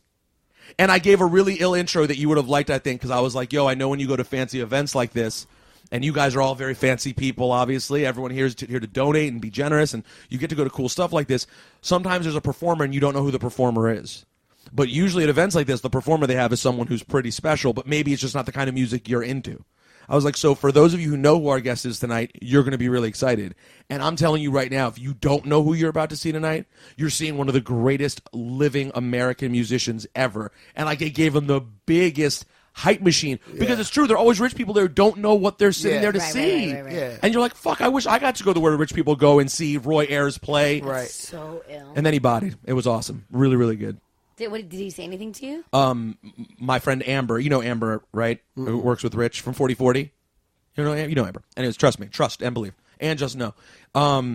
She said that he looked at her and was like, this is good. Like when I was giving my spiels. That feels good. Oh, I could tell. I mean, I bowed to him when he came up. I was like. You didn't go backstage and talk to him? We did an elephant walk after the show. Me, Roy Ayers, and his band did a little elephant walk. That vision of circle jerk is very It's not a circle strange. jerk, Laura. It's just holding the cock. Automatically start thinking of circle jerk. It's just Why is that weird. on your mind, though? What kind Because of you put pervert a are hand you? down Just and- because you grab a dude's cock doesn't mean it's a circle jerk. I just start thinking of circle jerk. It's weird. The whole thing is weird. By the way, the amount of conversation that exists in the world and jokes that exist about circle jerks, which I'm pretty sure is an event that I don't think exists. She wants to know what a circle jerk Oh, is. I'm sorry. Can you ask with your British Okay. accent what the question was? What's a circle jack? Perfect question. I'm glad you asked. What is a circle jerk? What is a circle jerk? No, but it wasn't even like that. He was like, what is a circle jerk? What is a circle jack? Listen to her. It's funny because she's foreign. No, a circle jerk is probably a made-up thing that doesn't happen, but that Americans joke about all the time, of when dudes, for example, for some reason decide to sit around in a circle and jerk off. Okay, you see how we're all sitting around and we were close to No, but we they all had jerk cocks? each other off. We no, you Yes, like yes. I would They I jerk would the jerk next guy Ciph off. and say would jerk Thank- you and you would jerk him. Yes. And all at the same Why time. did you make her a him? That's rude. I mean, I said if we all had cocks. Oh, if everyone has cocks. Got it. Okay, but she it's could, a circle jerk. You get so it? everyone's jerking off the person next to them. And another thing people used to talk about all the time was the game Crackers. You ever hear jokes about Crackers? What is crackers? Please tell me. You've never heard white boys joke about Crackers? No. Crackers is the same thing as a circle jerk, except you're jerking yourself off onto a cracker, and whoever comes last has to eat it. That's the most disgusting. But thing why would ever. someone come up with that idea? Like, why is that a concept that exists? Yeah, that's gross. That's kind of disgusting. See, none of you guys want to do this? All right, well, forget it. I guess that ruins the last 20 minutes of the podcast. I never heard of crackers before. Yeah, crackers. The last one is to eat the cracker. It's a shame. I mean, you have to understand. Hold on. Please don't be judgmental. You show up here from England and you think that you guys are culturally better than us because we talk about games where people jerk off onto a cracker. Well, listen, don't knock it until you've tried it, okay? Now, by the way, did you know that on a more serious note of things that actually happen, that I wonder if in other countries, Ciph, the white boys all get naked in high school for no reason. Do you think that happens in other countries? Yeah, it happens. Do you think just white, or it depends on where you are? Yeah, it depends on where you are. I think nudity is accepted everywhere else except we Americans get all weird about it. Do you think, Caroline, and by the way, Caroline works at XL and is from GrimeDaily.com. What's up? It's just the most important grime website in the world. I like that. Thank you. Do you believe that British guys, when like they're teenagers, like get really comfortable and when they're being like weird, show each other their dicks? Have you ever heard of this? Funny. You know what they probably do. But you've never heard of it confirmed or not? I mean, I don't know. I haven't really been that age for a minute now, so I can't really remember strictly what was going on. Can you text one of your white I'll British ask friends? my brother. My little brother's 18. He's I'll 18. ask him. Yeah, he's perfect. He's a perfect candidate. Will you go on, if he's probably asleep, but if you go on WhatsApp and say, hey. I'll say, yo, Pete. That's what his name is. You guys Really? Yeah. Okay, perfect. So say, Pete, my friend Pete wants to know. I'll say, Pete, just Pete doing wants to know. Just a survey. With the white kids in uni, because he goes to university. Okay. So you will run around and get your dicks out. Sure, you could say it like that. Well, that's what you said. At any point, have your friends all seen each other's dicks? Because this is a thing. I don't know. That's a really interesting question. Thank you. Intrigued. I mean, this is something Well, listen. Weird. By the way, you're only allowed to be curious about what some of your brother's friends' dicks look like. If you worry about your brother, it's really weird. How old's your brother? I think he's 18. Could be 19. You shouldn't be worried about any of his friends' dicks either. I'll be honest. This is getting. I mean, we're only a couple years apart. How old are you? 21. Get the fuck out of here. 21. I told you. Take the mic away from her. She's had enough time on Juan Epstein. She's gone? She doesn't deserve it. She's too young. You don't get on to be on Juan Epstein until you're at least 25 years old. G-Code, how old are you? Oh, well, unless you're G-Code. 21?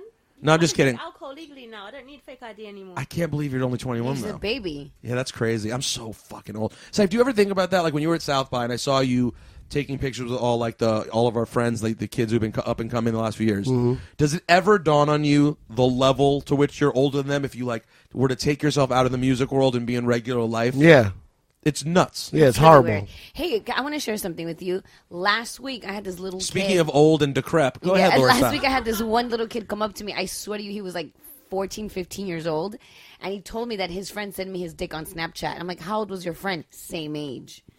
Ew. That's gross. Hold on. So real quick, just a recap for everyone listening at home. You are accepting 14-year-old cocks on the internet. Well, is that correct? Not that I accept the people. I just want to. I already told you that people like to send me their dicks all the time. It's a proven fact. I've shown Known you. fact. It's weird. Just know. Yes. So, but you're not. I told you how. If my phone broke, I was at the Apple store and I had to debate. I'm like, what am I going to do? Because I have this folder with all these screenshots of all these cocks. She saves them. Do you think it's weird that she saves them, Cipha? It's not weird. So I would save them so I would torture my gay friends, my lesbian friends, and randomly I would just send them screenshots. And they always curse me. I'm like, fuck off. They get mad and I get a kick out of it. So lesbians, if you're a hardcore lesbian, you get really grossed out to see a random cock. Although, yeah, I mean, although, be honest, straight girls with no warning don't want to see a random cock even usually. Georgette would get so mad at me. She's like, I'm at work, bitch, and all of a sudden this big cock appears on my screen. Like, she gets really mad at me. So I really think girls have to be in a certain mind frame. Isn't it funny? Yes. Do people send you random dick pics too? No, my Snapchat's on private. Laura, will you open your Snapchat? And if there's snaps from people you don't know, will you let me go through it? Yeah, of course. Obviously, if it's people you know, you can open it in case it's it's personal dick pics you asked for. I never asked for it though. I never asked for it. I don't want to embarrass you though. So, but if she asked, if Laura said just as an experiment, we want to see how many dicks we could get. I don't want to do that. I know it would be. Cipha, it's not normal. Okay. So have you ever sent an unsolicited dick pic? I've never sent a dick pic. Solicited or unsolicited? No, never. That's disgusting. I'll be honest. I've not sent many. I've sent not many. So I've never sent any. And I expected Cipha's answer was no. I don't even send pictures. That's for girls. Girls are supposed to send it. Yeah. Hold on. Why don't you finish your sexist theory? Your modern yet sexist theory. Yeah, I don't send pictures. People send pictures. That's for girls. Girls send pictures. Dudes, if you send pictures, you're corny. Yo, I gotta tell you, you are basically right. Like, I've had to be begged into sending a picture before. If a girl send a picture, I'm like, what do I do? Girls are sexy. Why would guys are disgusting. Well said. Can you you're supposed to show me. No, I'm going through Instagram. No. Somebody sent me this. Is that I'm sorry, I can't tell. I just see a big black thing.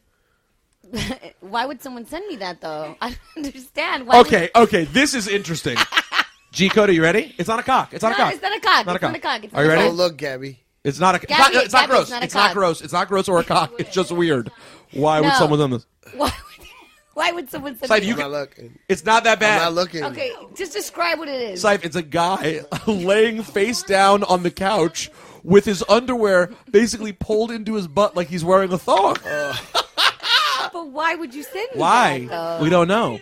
I don't understand. Any cocks in there, Laura? Yeah, Laura's showing me loads of dick on her. Loads of dick. If you could just show me the loads of dick, please. That is a bit mental. Read the Okay, message. let me Mental. read it. Let me This read it dick in is English accent. mental.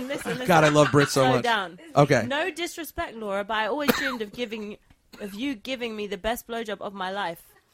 Marry me, Laura. Phone number at least. And what does he send picture-wise? A massive erected penis. It's huge. That thing is gargantuan. Lord, were you at least tempted? No, absolutely not. It's But it's so big. disgusting. But that's not a winner? No, I'm not. I don't ask for these cocks. I don't understand. I really don't understand. What do people think what am I supposed to say to these cocks? Like, what am I supposed to say? So you're a cock. Yeah, that's I've very... never You're a an- cook. You're a cook. You're a cook. You're a cook. I answered That's from The one Office. time. I only answered one time. No, we're not taking the piss out of you. That was from The Oh my God, Office. someone sent her a video. Oh, let's see. Is it a jerk-off vid? Whoa, what is this? Okay, it's enough. Caroline, play-by-play, please. What the hell? No, don't show. Just describe it. Just describe it. Don't show it. We're gonna wrap it up I right can't here. really see where his hand. What's His that? hand is up there. So what's that? No, what's that there? It's his hand going like this. So, Caroline, you're not doing a terrible job describing this. Go ahead. Well, oh my God. His hand going like Yeah. this. It just looks really like an uncomfortable position. That doesn't look normal, does it? But, Caroline, please, use your words. What's happening? Okay, so it's basically a guy having a wank, yeah. Oh, now I see it. See, No, that's why I just wanted to really ask. My bad. Oh, so it's a guy having a wank, but it just looks like a really awkward. Just looks awkward. Like, how's he holding his phone like that? You're getting like some. Is that upside true, down Laura? Is it a weird angles. position? He's getting some booty angles. Like that's. Oh, that is the worst. There's nothing worse than that. In porn, weird. I don't know how he got that. when they inadvertently show a guy, and I realize they're trying to show like his ass That too. was nearly near his asshole. Yeah, why? It's just very It strange. just became very pornographic. It's okay. We haven't been down this road in a long time. Do you know, Laura, that my ex of many years ago wanted nothing more? She would ask me. And look at me real quick. You guys can see how hairy my arms are, my Jewish fur that I generally. She wanted to eat my ass and asked me to. Did you let her? Fuck no. First of all, I'm not open-minded enough for that. I'm a very open-minded person about what other people do. For me, I'm still rather traditional. Maybe if I was born in another time, I would have been like, sure. Because these days, everyone has no issue with that.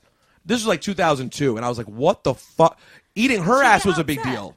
What'd you say? Did she get upset? That No, and I wasn't rude about it. I just said, I remember my direct line that I said when she was like, I really want to do that for you. And I said, sweetheart, I wouldn't allow my worst enemy to do that.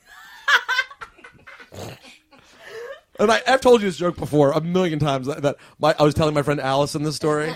And I was like, Allison, it's so gross. Why would she ask me to do that? I was like, I wouldn't let Hitler toss my salad. And Alice was like, that's a really pleasant image.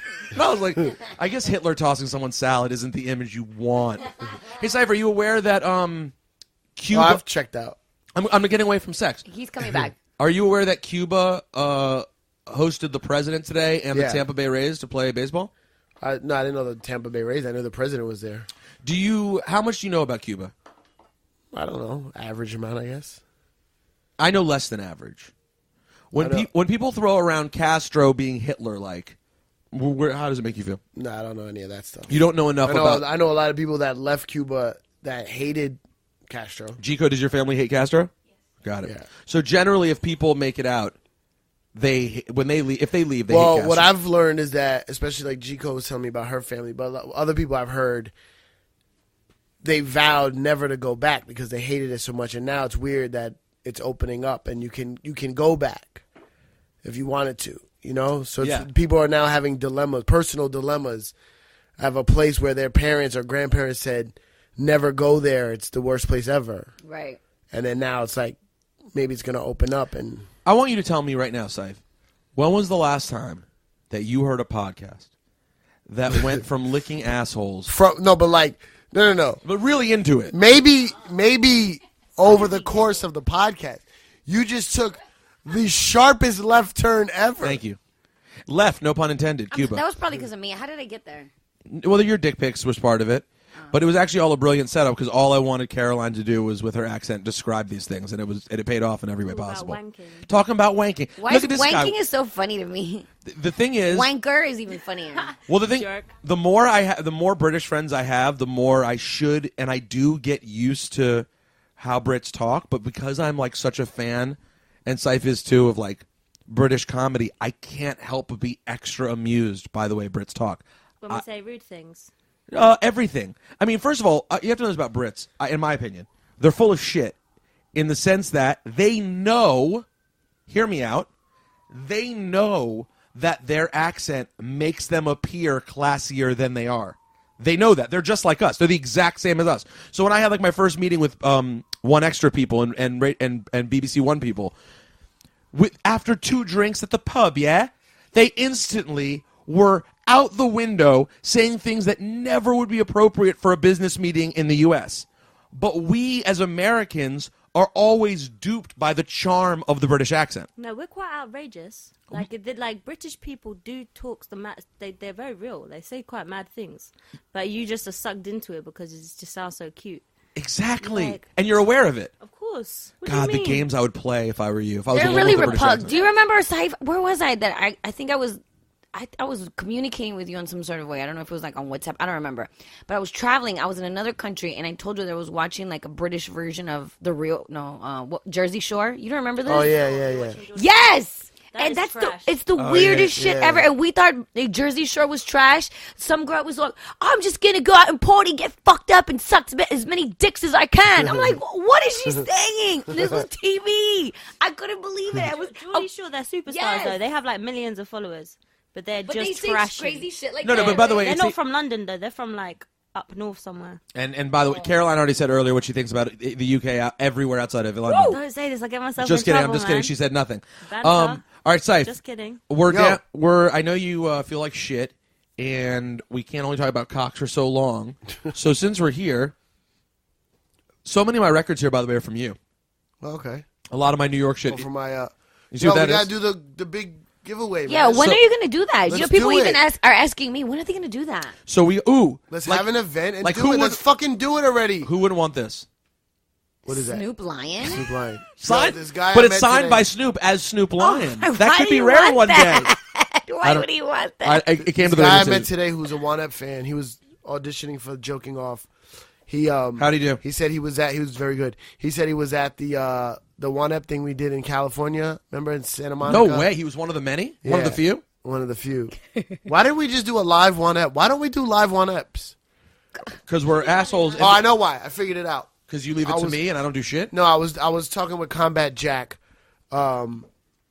Here's the deal. Okay. Combat Jack, for example, Okay. Talk to me. who is becoming a good friend of mine. A good friend? A friend. No, I agree. Me too. Like I'm in communication with him. His number one thing in life is Combat Jack. That's right. And everything he does is for the Combat Jack show. That's tight. You see what I'm saying? By the way, she wasn't talking about that. She was talking about the De La Soul yeah, it was- Stakes is High signed single that I pulled Yeah, out. that's That's nice. Thank you. about. Everything he does is Combat Jack number one. For both of us, Juan Ep is number 3. Maybe. Maybe. For you at times it's been number 7. No, not anymore. Are you serious though? Because you have to admit, there were times when I've pulled you through Yeah. the muck. Yes, So thank can you. could Thank you. Oh, you're welcome. And all I'm going to ask right now, because I'm so deep in my shit, is maybe the reverse pull. Well, why? So like the live I events. put you on an email with Hank Shockley today. You did that. You know Or what? yesterday. You did. The first thing I said to him was, "We need you on Juan Ep." And I actually met him once too, and never got it done. I'm Yeah, gonna play this beat in the background because it's Cyph's favorite Dilla beat. It's so dope. Honestly, you guys, you really should be doing more live Juan Eps. Live Juan Eps. Live. So events. Cyph, that's the part I'm going to ask you about helping with. Live Juan Ep back? Can you help with that specifically, Cyph? The Yeah. lives. And Can we you should. and And Neil- I want to start putting out records through Juan Epstein. Put out some artists. Put out some songs. Let's go. Stop bullshitting. So you actually, I'm down for all of those, and it's actually a perfect thing for you to lead on because I have to lead on like the. It's kind of already accepted that I lead on the podcasty part. Yeah. So maybe you should lead on the live event part. Fine. I'm gonna hold you that though. I'm a Fine. witness here for all of this. There's no reason why we can't do a live Juan Ep podcast / Juan Ep a showcase with some artists. Yeah, At and- SOBs. and by the- We can't get at SOBs one night. I'll never Guys, do you an can SOBs. get, you but can yeah, get a different place, Why? please. What's wrong with SOBs SOBs? it's horrible. What'd you- the why? layout. No, they're my people. I'm sorry, guys. The layout of that venue is shit, miss. It's shit. You guys There's get a better poles spot. standing in the way. Yeah. It's not. We went. None of you guys were there. We did a Jada Kiss thing. that was like a little tiny downstairs lounge restaurant shit, probably would only, but that thing only seats like 50 people. But it was fire. Or there's other places that are in between that we could do. Well, whatever. Let's do that are it. bigger, that just aren't SOBs. We could do Village Underground, yo. Ciph, do you want to cut this song on vinyl? Nah. No labels? What about The Business, which I have labeled? No. Come on. No, I don't want to cut on vinyl. Look, He doesn't feel like it. Hey, G-Code, do you want to get on here and blaze these turntables? You got to hit some BPMs. That's what you got to do. All right, what's this one? That's what the people want. What's this one? Oh, regular speed. 93? Well, bad news. It's on vinyl. I have no idea what it is. See what's in there. Oh, she has them? I don't know if she has this. Stakes is high. What are your thoughts? G-Code, is it there? G-Codes, do you have Jazzy 93. Beats? The Business, 91. Common sense. So Ciph, listen how Ciph, hold on. Y'all want to know about what hip-hop is? Listen to the beginning of this song on vinyl. On my vinyl from when I was in high school.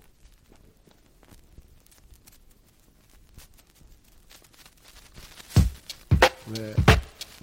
yeah, you know the business. Common sense. Is it 91? So they lie. Huh? Get out them. Oh, What is it? it's not in there. You ain't hip-hop. Bro, you know how much love I got on that BPM shit? No, because I didn't get it. They sent it to you, so I barely saw it. What do you mean? Like, I'm sure when people added you about it, they were adding you. Oh, right. So what were they saying? It was crazy. It was their favorite part. All right, here's one I know you have. Don't look. I'm going to play it instead. All right. I don't know. Oh, you want to? I'll tell you if you don't know the name. Half these records are unopened, by the way, because they're just from your collection. How many did you give him? Did you just let him go through your records and take a bunch? Extras, yeah. Fuck you. That's right. Loud.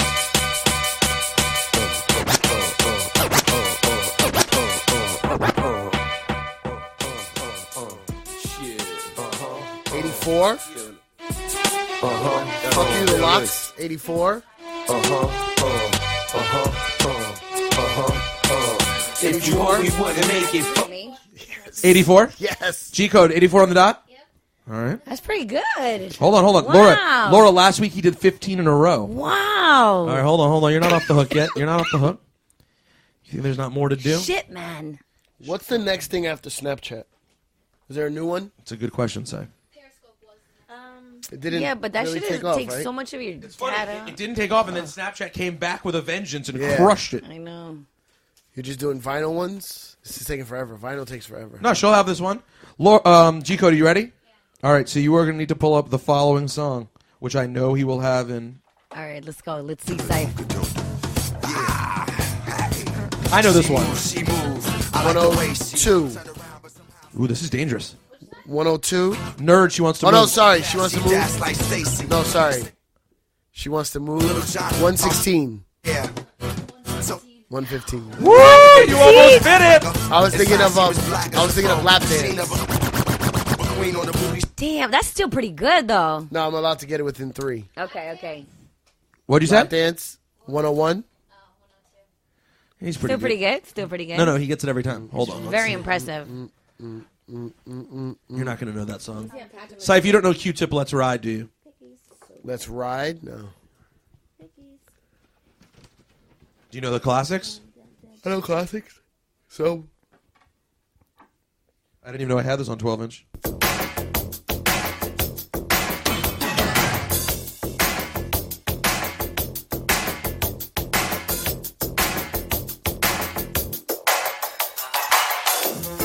So 105.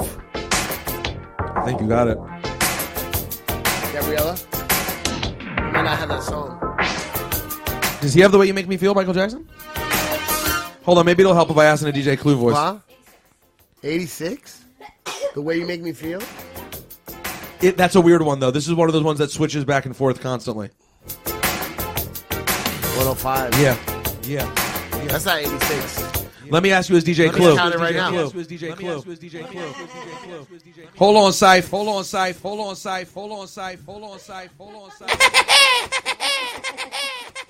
want that drop. That was sound mental. All right, I'm gonna give you one more. What was sound mental? Somebody does that. Who does that? Ugh, I hate when people ask questions like that. What did she say? What did she say? What did she say? What did she say? What did she say? She just showed her age and her non-Americanness. And you're gonna call her out for it? Sorry, it was a reaction. I'm sorry. I wasn't trying to be rude. It was just you claim so much that you're down, but then you don't know who does that laugh. It's hurtful. Oh, it's like she's not American. And by the way, does she really claim that she's down? Or you made that? Yeah, you're right. Sorry. You were just, you know what you just were? A judgmental prick. A hip-hop snob. A judgmental prick, yeah? Caroline, do you want a beverage, by the way? No, I'm chilling. Are you good? You don't need any food, any snacks, guacamole? Just when I brought guacamole with me. God, you're a gentlewoman. That's my favorite shit ever. Me too. I'm big. This is a big guacamole house. Hey, Ciph, do you remember this song? Was this still in your raucous days? I don't think you know the BPM, but it's an underrated song.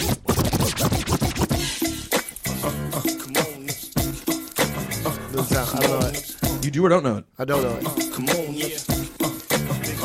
Come on, skills, Nick. Come on, Nick. Now who are you? I be the SKI, the double LZ, and Raucous hot again. Guess who's the reason? Your favorite rapper? I got his ass not breathing. You seen me with Missy, so it's VAC. No? I don't know. Crew Deep by Skills? Do you know that song, G-Code? Yes or no? No. Did you like it? How did it feel when you heard it? Jesus Christ, G-Code, you're sitting right here. I was actually curious for your feedback because that was a song that I really liked. That's how off I was. I'm like when I would open the night playing my like fake commercial songs, that I would play that song. Yeah, that's horrible. What was that, Snapchat? No, Instagram. Laura? Sorry. All right, Ciph, I'm going to let you leave because I know you have... I need some more BPMs. All right, can I just see the laptop? Come on. All right. You ready? Honestly, I'm very impressed by this My site. only joy I have in life. Okay, go. How can I make money off of this? Is this your computer? It's hers. What are these Mixed by Ali's mixes? Of what? What kind of stuff? Do you ever ask her questions? Yeah, that's how she talks. Who's Ali? That's not an answer. I know. I'm like, who's Ali? Mixed by Ali is the engineer from TD. What? Trust me. Okay, throwback mixes. Now, hold on. Are you saying the BPMs are here? I don't see BPMs. Oh, some do. Some do. Okay. I'll do this. I'll search by BPM. All right, guys, get it together, man. Guys, we're getting there. We're figuring out. This is... Okay. Here? All right. All right, Ciph. Are you ready? I'm ready. I don't see the listing of BPM here. You ass clown. Where? Why don't you just have Serato open, which always shows BPM? What are you teaching her, Ciph? Aren't you supposed to be teaching her DJ? Ciph, how would you say your lessons are going? All right. How are you at teaching DJing? I don't know. Thank you. All he wants to do is BPM. He's mentally checked out except for BPM. Okay, you got the BPMs? You ready to go? I do. How about right. Usher? Yeah. Pretty easy, by the way. 107. 106. Pretty good still. Ding, ding, ding, ding, ding. Thank you, Laura. All right, let's go new. Trey Songz, say ah. 93. Ding, ding, ding, ding, ding. Hey Muma. The once, 101. but now not played. 101. I just lost it. Oh, 100. Ding, ding, ding, ding, ding. Laura, you're hurting everyone's ears. All right, hold on. Drop down and get your eagle on. Oh, my God. 107. 106. Ding, ding, ding, ding, ding. Thank you. Sexy Love. Neo. A song that I once rapped for Alexa. 93. 94. Ding, ding, ding, ding, ding, ding, ding. This is good. Ciph, do you remember my world premiere, my version? No. Oh, no, that might have been after you. Come on, give him a hard one, guys. None are hard. This man needs a challenge. Okay, how about... I don't even know what song that is. Fuji La. No, that's the wrong one. That's not going to be right. I don't know which one. We used to be number 10. No, we probably went. Okay, here we go. I lost my finger. The Franklins by Crooklyn Clan. 93. Ciph, I can't tell you. That's the Rocky one. So that's not the right version. Shit. That doesn't count. You got it wrong, but it doesn't count. It's the wrong version. Oh, Okay, you said so the yeah. Franklins. Yeah, no. It's in pop. It's all right. It's all right. You didn't know it. How about My Love, Justin Timberlake? No, that's a remix too. DJ Clutch. Shit. Oh my. Like I Love You, Justin Timberlake. This is right. Like I Love You? Dun, dun, dun, dun. Oh, Like I Love You 103? You know what I'm talking about? I'm With gonna the clips? Yes. Is that 103? Let's wrap things up. Oh, Because no. people are starting to talk. What is it? 115. Wait, let me know. That's not right. Yes, it is. It's fast as fuck. Let me hear it. Dun, dun, dun, dun. Here you go.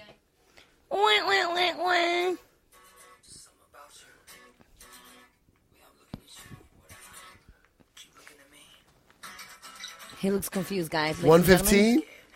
All right. Cipha Sounds looks very confused. He's sick. It doesn't even count. He's sick. I'm He's sick. sick. He's sick. But listen to the beat now. Hold on. Oh, yeah. Come on, 103. You're fucking embarrassing yourself. Oh, God. I can't believe. You know, Ciph, your father came. Your father came to this country, and Swam. illegally he swam here to become an ice cream salesman. Not so you could fucking embarrass him on your own podcast. Ice cream salesman. Your mom works hard. She works 6 jobs in North Carolina just to make ends meet. Not so you could embarrass yourself. All right, Laura, thanks for being here. Oh, I had That's it? So I'm fun. dead now? No more? It's over. All right. We can't. You want to keep going? You're disgracing yourself. You don't feel good. This dorm room Juan Ep was fun. It was fun. It was fun. Caroline, thank you. Thank you guys for having me. Where can people follow you on social media and things of that nature? On Twitter at Caroline SM, and then on Instagram at Caroline SMX. You don't look at me like Well, that. no, You because I was make me laugh. confused. I was waiting for the X. Oh no, my Twitter's Caroline SM. The but Twitter doesn't have the X. No, because basically Instagram had to have the X because there was no Caroline SM on Instagram. Somebody stole it before I did How's that. your sister doing? My sister's wonderful. Who's his sister? Some cool chick who wears grills. She's got blonde hair now, She does. bright blonde. By the way, were you guys both? Wait, when I wear- met you, you had blonde hair. It was or probably brown. light. It was light Yeah. brown. I remember when I met you. I was telling Laura the story. Where'd you earlier. guys meet? In the studio, I think it was Electric Bodega and Drewski and Sarah Harrison. Yeah. And you kept telling me how nice I smelled. Because I did. So, all right. So Caroline SM on Twitter, SMX on Instagram. Exactly. Next week we'll be back with a guest. Ciph, how many more weeks do you have this Fakakta TV show? Like 5 more. I can't take it anymore. I'm actually excited for you, Ciph. Thanks. I'm excited for him too. I just wanted to finish because it limits our schedule to a very specific time. What happens when I get a TV show and I have to go to L.A.? Then you're gonna buy. You'll be rich, so you'll buy a Comrex and you're gonna hook it up in your fucking house. It'll be easy. Oh, okay. How about that? And you can do the podcast from your bed. Yeah, exactly. With a pizza on with a my pizza chest. on your chest. Yeah, ready to slide it in. Pause. On that note, I all right. know. Goodbye.